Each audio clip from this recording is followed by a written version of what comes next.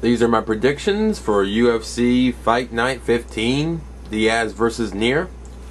Let's get to the predictions. I'm going to do all the fights here, so let's see. Let's look at the undercard. I see Ryan Jensen versus Wilson Gouveia. Wilson has those crazy leg kicks. He won a good first round that time. I think the only other fight I've seen was versus Jardine. And he got that first round versus Jardine, and that was a really good kicking battle. So I'm going to go with Wilson here. First round, TKO, KO, set up with the leg kicks, of course. Or maybe even a leg kick where a guy can't get back up. It could happen. We got Jason Brills versus Brad Morris. Jason was they did a special article on him from MMA Junkie that I read, and I really liked it. He seemed like a nice guy. I think he teaches wrestling, and he's getting into the sport again. So I'm gonna pick Jason just for that. Went with decision. So Jason by decision. We got Alessio Sakara versus Joe Vedpo.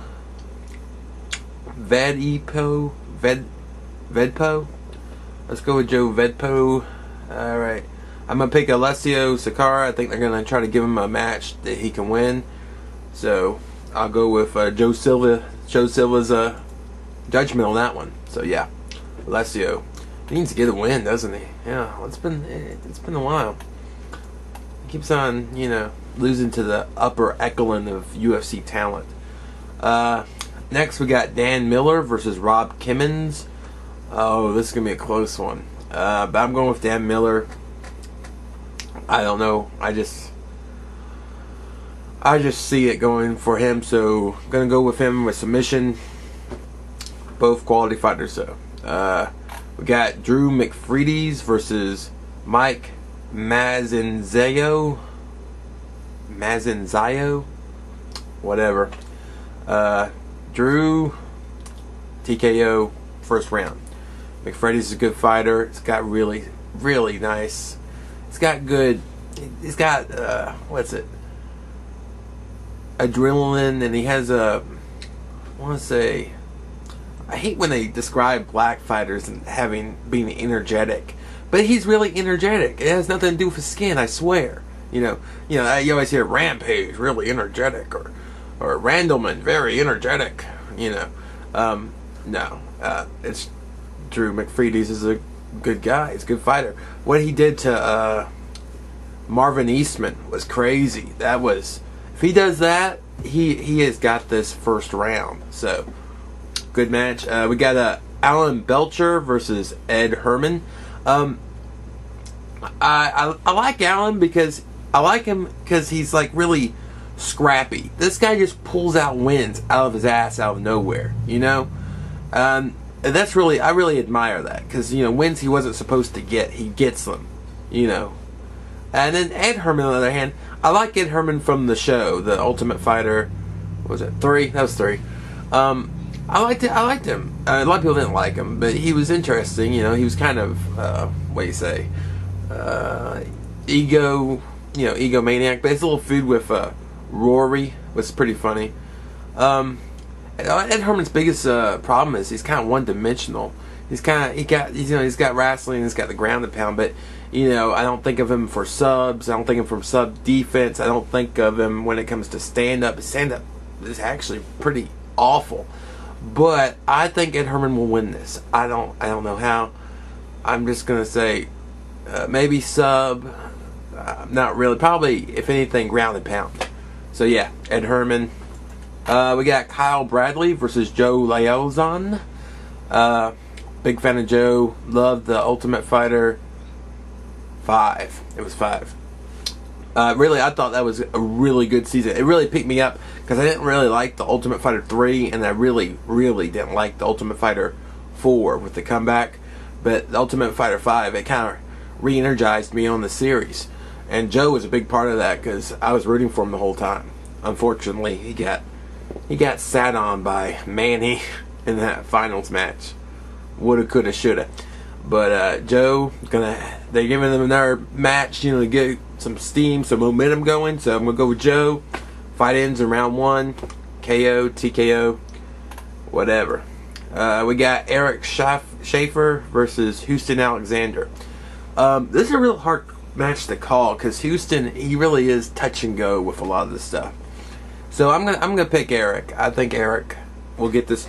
I put a submission tap out because Houston's so green on the ground. It's really bad when it comes to submissions. I think he has good wrestling. I heard. I don't know about that. I just know on the ground he could get submitted. So gonna go with Eric. Here we go.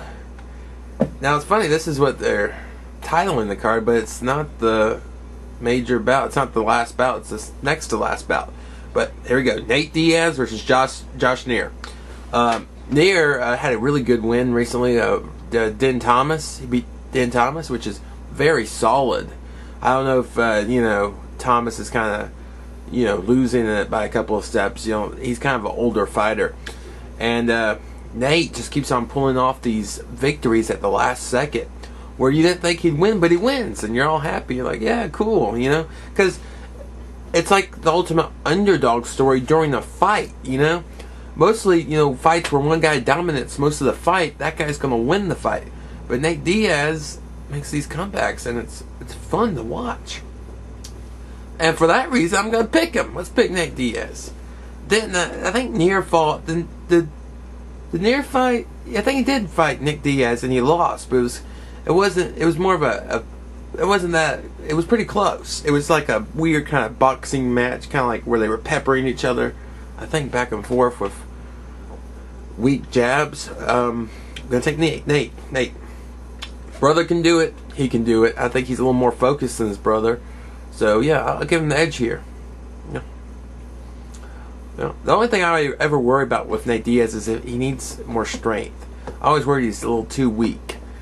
Anyway, main event, I guess. I don't know, that's not the name of the card here on MMA Playground, but maybe they're wrong. Who knows? Mac Danzig versus Clay Guida. From that season of Ultimate Fighter, I really didn't like Danzig.